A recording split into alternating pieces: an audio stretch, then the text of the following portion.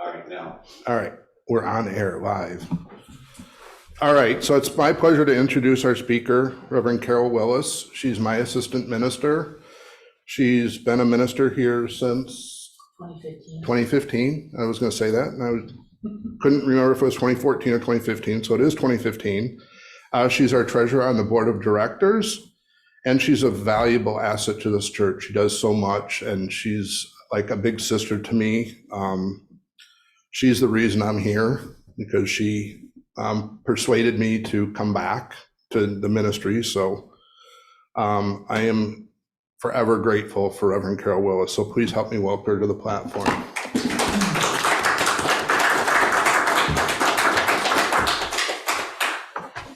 I just couldn't see the reason in letting you drift away, Reverend Keith. Talk about being an asset to our church. Good morning. Good morning. And even though the sun may not be shining too brightly, our lights are wonderfully bright, and that's great. My message this morning is increased gratitude increases good. The good that we experience in our lives. Ideas for today's lesson come from one of my favorite Unity books, Spiritual Economics. And we will be having a class on this book shortly. It's by Reverend Eric Butterworth, and it's the principles and process of true prosperity. This is a fantastic book. So some of the ideas from for our lesson today have come from this book, Chapter 5, The Grateful Heart. Walt Whitman wrote,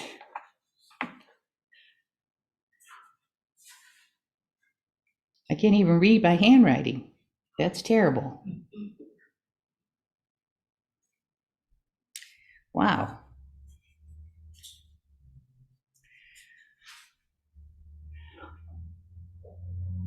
Oh, I live to be ruler of life, not a slave, to meet life as a powerful conqueror, and nothing exterior to me shall ever take command of me. We are in command of our own life, and yet we allow life events, people, possessions, sickness, and economic conditions to take control of us. We're all feeling the pinch, and sometimes those feelings and experiences and what we see play a much bigger role in our life than we would like. It seems to have much more power over us than it needs to. Every day we hear news about the economy, prices going up, supplies going down. The stock market goes down and we lose money. Housing is scarce, which drives up the price. Banks are unstable because of the rise in interest rates. And we think, where is my money? Is it safe? The list of life events is long. However, how attached to and controlled by these things are we? We don't have to be, but we find ourselves sometimes in that circumstance. A man was told by his doctor he had 6 months to live. He had an incurable disease. Did he emotionally collapse? No, he did not. He reported to work the next day as usual. His co-workers heard about his condition and asked, "What will you do?" And he replied, "I will do what I have always done, live with a grateful heart, one day at a time."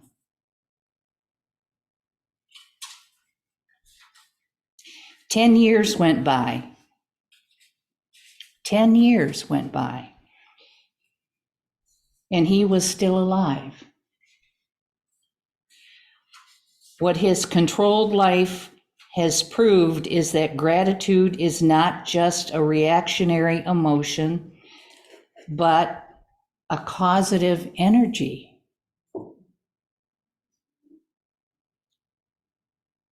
It is widely accepted that we give thanks to God for our blessings.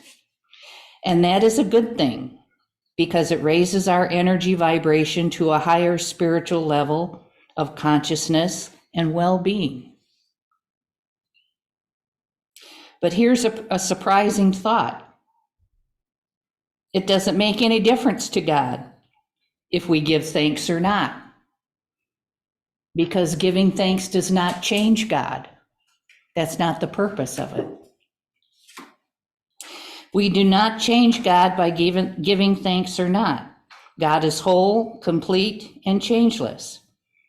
Eric Butterworth says, giving thanks is an important state of your consciousness and keeps you in an awareness of oneness with divine flow.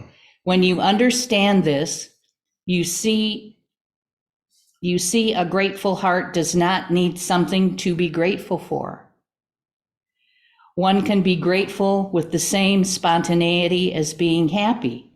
It simply flows forth from within and becomes a causative energy.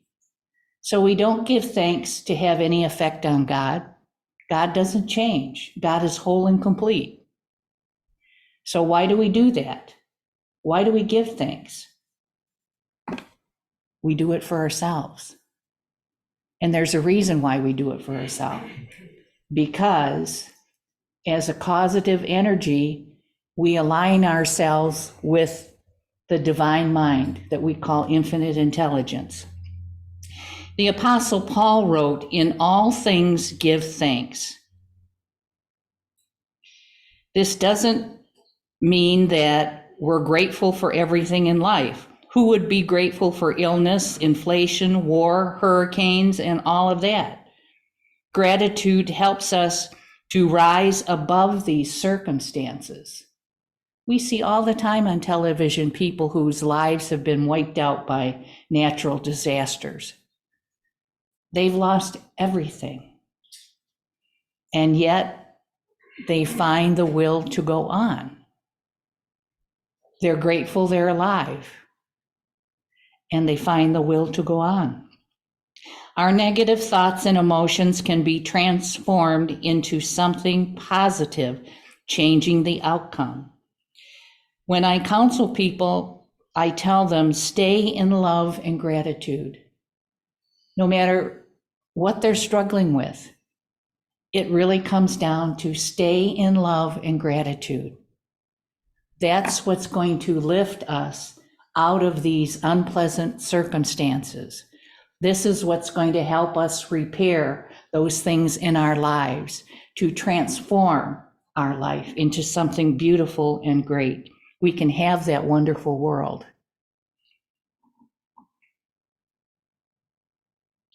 When we stay in love and gratitude, we feel more in control than if we live in fear. When we live in fear, we are out of control. Been there? Have you been there? Been there, done that. Just recently came through an experience of a month of having limited eyesight. Do you think that wasn't fearful? Oh my God. It was terrible. And one day I was on the verge of tears, and I said to myself, you need to switch this up. Sitting here in this frame of mind is not going to help you. And so I sat there, I closed my eyes, and I just started to say, thank you, God, thank you, God, thank you, God, thank you, God. Not for anything even specific, just thank you, God, thank you, God, thank you, God, thank you, God. And it made a difference. I came up out of that. Would have been nice if my eyesight would have went back to normal, but it didn't. But still, it started to pull me out of that funk, and it was important. Plato said, a grateful mind is a great mind, which eventually attracts to itself great things. So here now we're talking also about the law of attraction. Great minds attract great things. Gratitude aligns our mind to divine mind, which we call here at Center for Enlightenment infinite intelligence. Again, we give thanks not for God, but for us. We do this for ourselves. Like I said, it doesn't change God. It's one of the ways we can know and experience our oneness with God. We throw open the door of good to flow to us, enriching our lives. Increased gratitude increases the good manifested to us. We attract great things when we are grateful. There are 3 compliments to gratitude, and these are lessons for another day. But I'll just say there's 3 other activities that go along with gratitude: praising, blessing, and appreciating. Don't you love it when you go somewhere and, like, maybe you go to Tim Hortons for coffee, and as you pull away from the drive-through, the service person says, "Have a blessed day." I love that. And I always say, "And you as well." We should have more in that world, in the world like that. Have a blessed day. These are activities of increase. They raise the consciousness and the vibration we live in. So it's much more profitable for us to live in this consciousness. Number 1, it's uplifting. It raises our vibration. It pulls us out of the funk of the junk that's happening around us that we can't control. But we can always control what we think and what we feel. We have command of that. And gratitude, blessing, appreciation, and praising are activities that help us to have the control and command that we desire. One Thanksgiving holiday, I was alone at home. And that's not unusual, but this particular one, I started to really feel depressed. And more so as the day went on. And I thought, oh man, I'm starting to get to the point where I don't like holidays, because if I have them alone, it tends to do a number on me. So I decided to put the gratitude principle to the test. I got a yellow pad and a pen, and I sat down at a table, and I began to write a gratitude list of everything I was grateful for. Everything. I'd write for a few minutes, and then I'd go do something, and then I'd come back and I'd write a few more things down. And I had 3.5 pages of things I was grateful for, and no 2 things were the same. That's a lot of stuff to be grateful for. And I thought to myself, wow, my life isn't half bad. It's pretty good. I got all these blessings in my life. So I started to feel an uplift in my attitude and enjoyed the day and the blessings in it. It's okay to be alone, but you don't have to be lonely and depressed.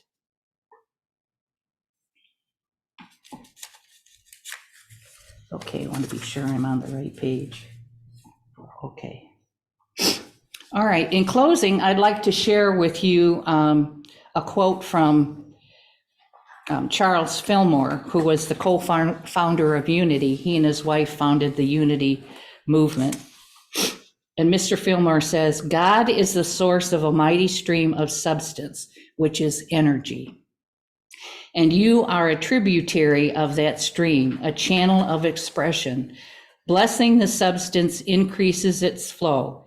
If your money supply is low or your purse seems empty, take it in your hands and bless it. See it filled with living substance ready to become manifest. As you prepare your meals, bless the food with the thought of spiritual substance. When you dress, bless your garments and realize that you are being constantly clothed with God's substance. The more conscious you become of the presence of the living substance, the more it will manifest itself for you, and the richer will be the common good of all. So while you're raising your consciousness, you're raising the race consciousness as well. Identify yourself with substance, and you will soon begin to rejoice in the ever-present bounty of God. That's the truth. That's the truth. And Jesus said, be ye transformed by the renewing of your mind. So when you know the truth, you're renewing your mind and getting back to what is true. A Course in Miracles, and I'm not a student of the Course in Miracles. We have some people here that are, but, excuse me. The Course in Miracles has a lesson, and the affirmation for that lesson that day is, today I walk in love and gratitude. Today I walk in love and gratitude. This thought is so uplifting, and it's really telling the truth. So let's say it together 3 times. Today I walk in love and gratitude. Today I walk in love and gratitude. Today I walk in love and gratitude. It's true. We appreciate, we bless, we praise, we give thanks for the good that we know is all around us. It doesn't matter what it looks like. We know the truth, that good is all around us in our lives and constantly coming to us because we're calling it to ourselves. So I would like to thank you all for coming. God bless you. Enjoy your day and continue to be grateful. Increased gratitude increases good experiences in our lives. I promise. Thank you.